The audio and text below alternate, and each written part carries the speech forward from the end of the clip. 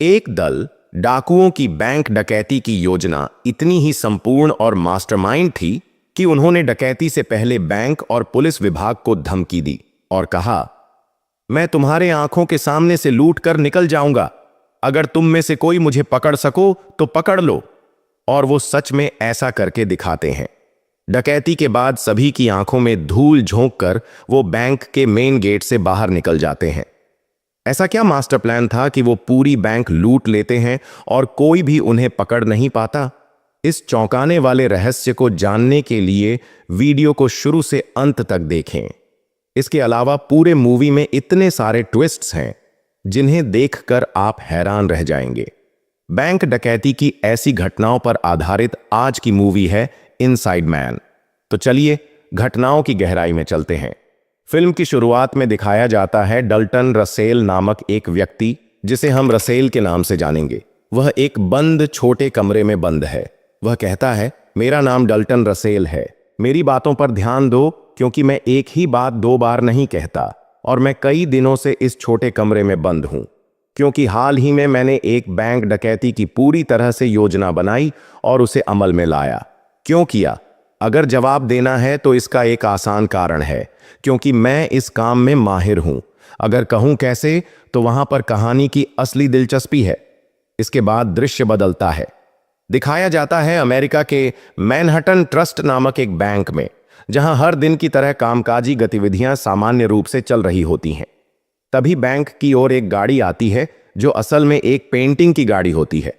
मतलब आज बैंक में पेंटिंग का काम होने वाला था। गाड़ी से कुछ पेंटर यानी रंग करने वाले लोग अपनी सामग्री के साथ अंदर घुसते हैं। इनमें से एक शख्स सीसीटीवी कैमरे को बंद करने के लिए इंफ्रारेड डिवाइस का इस्तेमाल करता है। फिर कुछ और लोग पेंटिंग के सामान के साथ अंदर जाते हैं और बैंक का मेन गेट बंद कर देते हैं। बैंक के गार्ड ने यह देख लिया और उसी समय एक डाकू बंदूक दिखाकर उसे काबू में कर लेता है। बाकी के डाकू बंदूकें लेकर स्मोक ग्रेनेड फेंकते हैं और सबको जमीन पर लेटने का आदेश देते हैं। तब सब डर के मारे जमीन पर लेट जाते हैं। डाकू दल का एक सदस्य कहता है, हम यहां लूटने आए हैं। अगर किसी ने भी रुकने की कोशिश की तो AK-54 की गोली सीधा उसके सिर में जाएगी। इस बीच बाहर एक पुलिसकर्मी बैंक के गेट से धुआं निकलते हुए देखता है। पास जाकर वह देखता है कि मेन दरवाजा लॉक है। तभी डाकू दल का एक सदस्य बाहर आकर पुलिस को बंदूक दिखाकर कहता है, अंदर बहुत सारे लोगों को जिम्मी बना लिया है। अगर आसपास कोई पुलिस नजर आई तो मैं सभी जिम्मियों को गोली मार दूंगा। यह खबर थाना भेजी जाती है और जासूस पुलिस ऑफिसर कैट और उसके सहायक को घटनास्थल पर भेजा जाता है। जासूस कैट पूरी टीम के साथ बैंक की ओर रवाना होती है। घटनास्थल पर पहुंचने के बाद बिल्डिंग को घेर लिया जाता है, रास्ता ब्लॉक कर दिया जाता है और पास की बिल्डिंगों में स्नाइपर तैनात कर दिए जाते हैं। इस बीच मीडिया के लोग भी घटनास्थल पर पहुंच जाते हैं। उसी समय बैंक के मालिक आर्थर को खबर मिलती है कि उसके 32 नंबर की सेफ्टी बॉक्स को डाकू निशाना बना रहे हैं। यह सुनकर आर्थर बहुत चिंतित हो जाता है, क्योंकि उस सेफ्टी बॉक्स में ऐसी जानकारी रखी होती है जो अगर बाहर आ गई तो उसकी पूरी जिंदगी तबाह हो जाएगी। खैर, उस 32 नंबर शाखा की डकैती की खबर सुनने के बाद आर्थर बहुत तनाव में रहने लगता है। दूसरी ओर डाकू जिम्मियों को एक फ्लोर पर ले जाते हैं और सबके मोबाइल फोन जमा कर लेते हैं। तभी एक बैंक कर्मचारी मोबाइल फोन जमा देने के लिए राजी नहीं होता तो डाकू उसे दूसरे कमरे में ले जाकर मारपीट करते हैं। यह देखकर बाकी जिम्मियां डर के मारे कांप उठती हैं। इसके बाद डाकू महिलाओं और पुरुषों को अलग अलग लाइन में खड़ा करते हैं और जिम्मियों से मोबाइल फोन इकट्ठा करते हैं, उन्हें काले रंग के कपड़े और मास्क पहनने पर मजबूर करते हैं। इसका उद्देश्य यही था कि जब पुलिस हमला करे तो आसानी से पहचान न पाए कि कौन डाकू है और कौन आम आदमी। इसी बीच एक बूढ़ा आदमी सांस लेने में तकलीफ महसूस करता है। डाकू उसे बाहर भेज देते हैं और मेन गेट को फिर से लॉक कर देते हैं। पुलिस पहले उस वृद्ध को डाकू समझकर गलत पहचान करती है, लेकिन फिर वह मास्क उतार कर बताता है कि उसे यह कपड़े पहनने के लिए दिए गए थे। पुलिस उसे सुरक्षित स्थान पर ले जाती है। डाकू बैंक के वॉल्ट को खोलकर देखते हैं कि वहां अरबों डॉलर और ढेर सारे सोने का खजाना है। वे वहां से कुछ नहीं लेते और स्टोर रूम की ओर चले जाते हैं। दूसरी ओर मॉडल नामक एक प्राइवेट डिटेक्टिव दिखते हैं जो पैसे के बदले विभिन्न समस्याओं का समाधान करते हैं।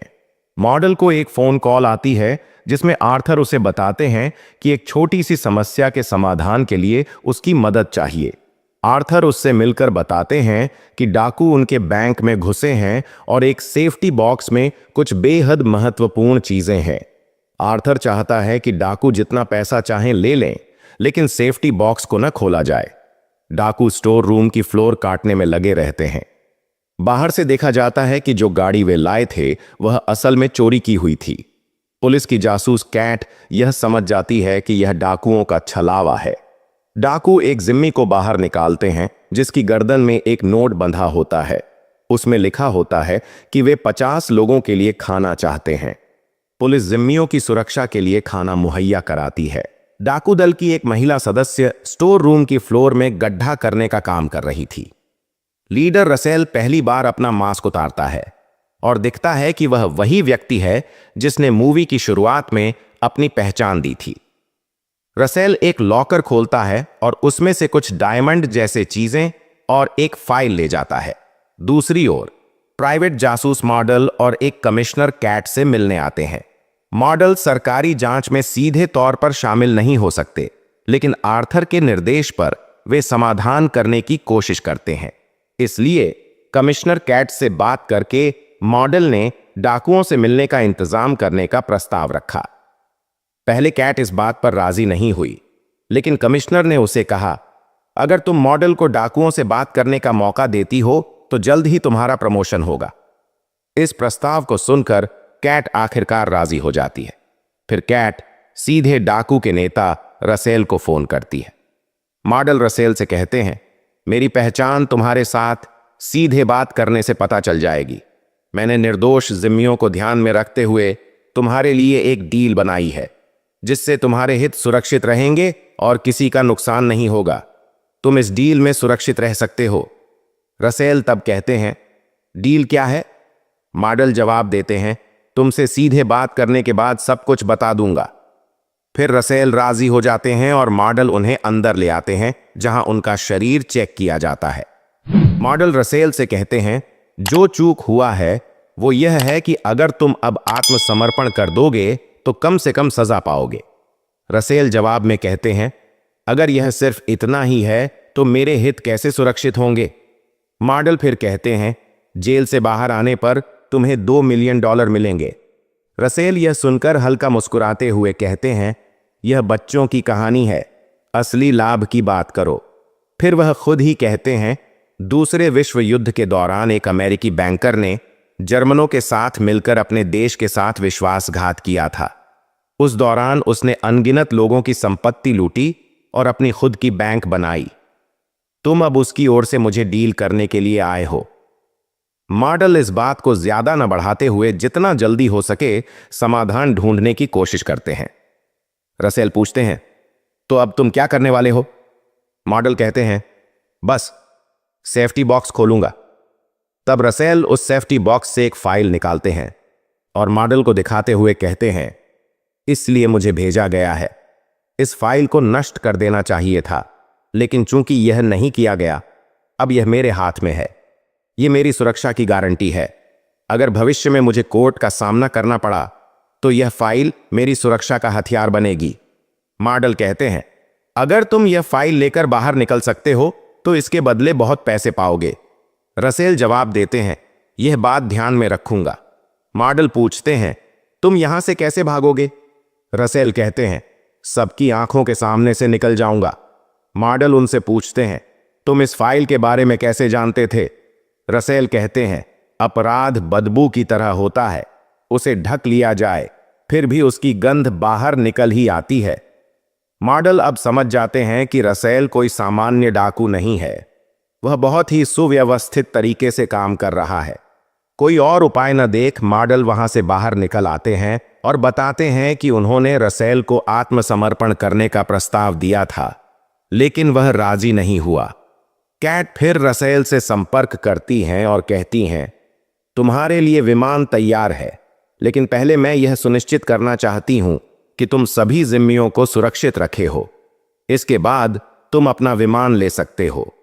रसेल कैट को अंदर ले जाते हैं और विभिन्न कमरों में बंद जिम्मियों को दिखाते हैं।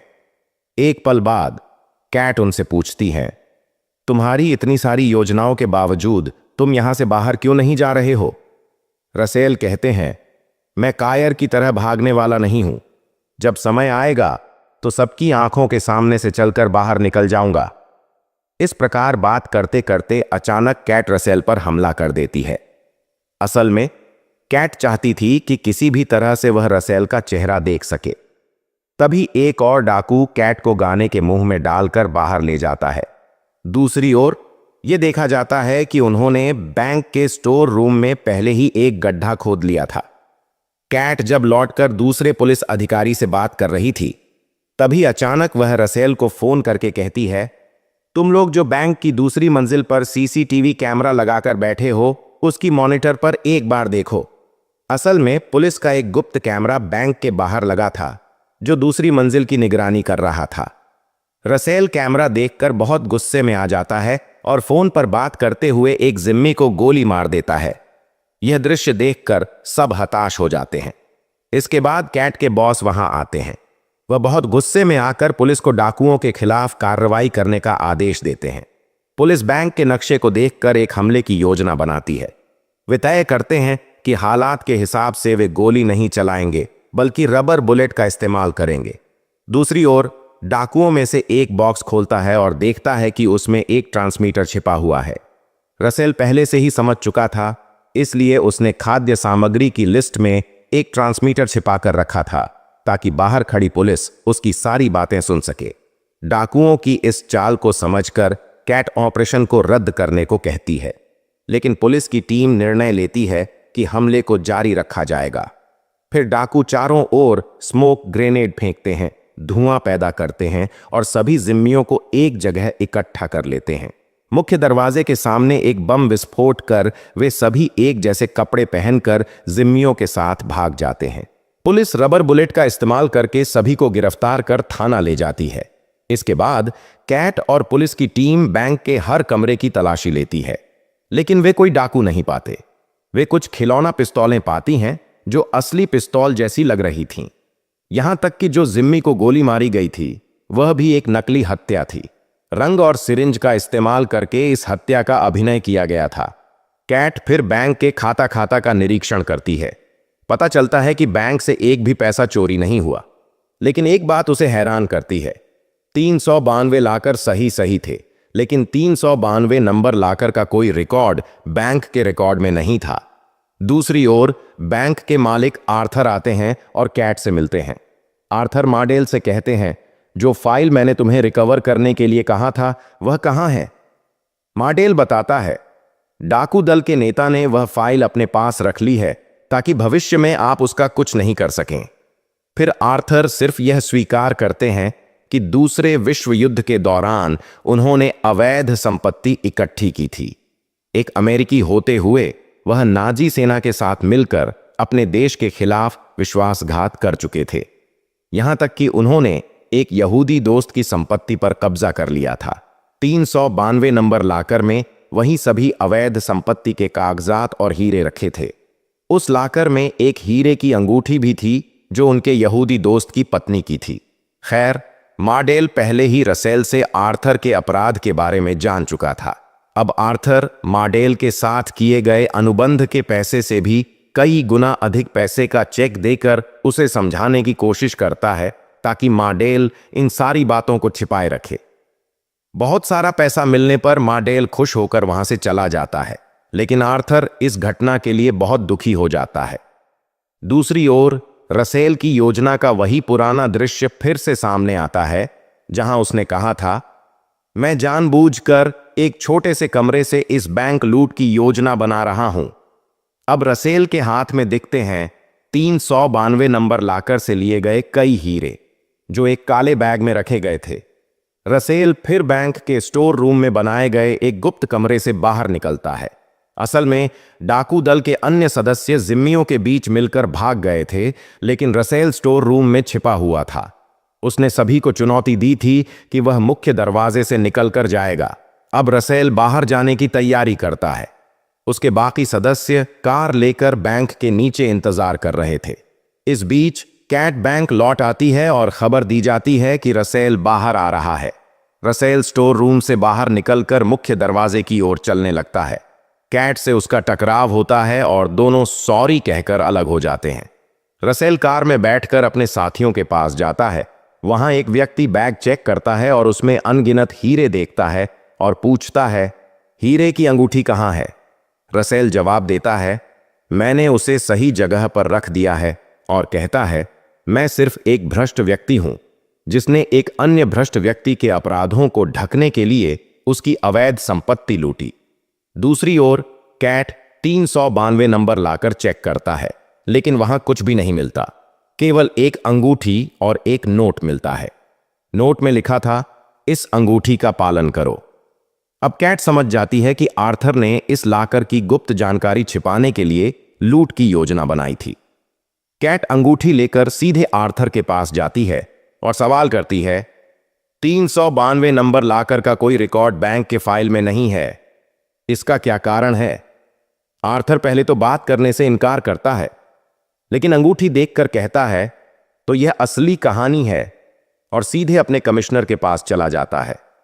वहां मार्डेल कमिश्नर के साथ समय बिता रहा था। कैट समझ जाती है कि आर्थर की सारी अवैध संपत्ति 392 नंबर लाकर में थी जो डाकू ले गए थे। वह अंगूठी छोड़कर गया था ताकि उसके आधार पर कैट आगे बढ़ सके। फिर कैट वह अंगूठी मार्डेल को कमिश्नर के सामने दिखाकर कहती है, आपने कहा था कि मेरी पदोन्नति का इंतजाम करेंगे। अगर ऐसा नहीं हुआ तो मैं इस अंगूठी के आधार पर इस केस को लड़ूंगी और सब कुछ सार्वजनिक कर दूंगी। मार्डेल और मेयर कैट की पदोन्नति के लिए राजी हो जाते हैं। कैट घर लौटती है और अपनी जेब में एक हीरा पाती है। तब उसे रसेल की याद आती है। उसने कहा था, मैं सभी के सामने मुख्य दरवाजे से बाहर चला जाऊंगा। अब कैट समझ जाती है कि बैंक में घुसते समय जो आदमी उसके साथ टकराया था वही रसेल था। टकराने के दौरान उसने कैट की जेब में वह हीरा रख दिया था। यह सोचकर कैट मुस्कुराती है। इसी तरह फिल्म समाप्त होती है। हालांकि फिल्म के अंत में कुछ सवाल उठते हैं। रसेल को कैसे पता था 392 नंबर लाकर के बारे में? यहां देखा जाता है कि जो व्यक्ति रसेल के साथ कार में था और अंगूठी के बारे में पूछ रहा था, वह व्यक्ति डाकू की लूट के समय जिम्मियों के साथ बाहर आया था। यह व्यक्ति वास्तव में आर्थर के यहूदी दोस्त से किसी न किसी रूप में जुड़ा हुआ था। हालांकि फिल्म में इसे विस्तार से नहीं दिखाया गया, लेकिन विभिन्न संकेतों से इसे समझाया गया है। जीवन में चलते चलते जो समस्याएं सामने आती हैं, उनका समाधान केवल दृढ़ संकल्प और धैर्य से मिलता है। अपने लक्ष्य को प्राप्त करने में डरना नहीं चाहिए।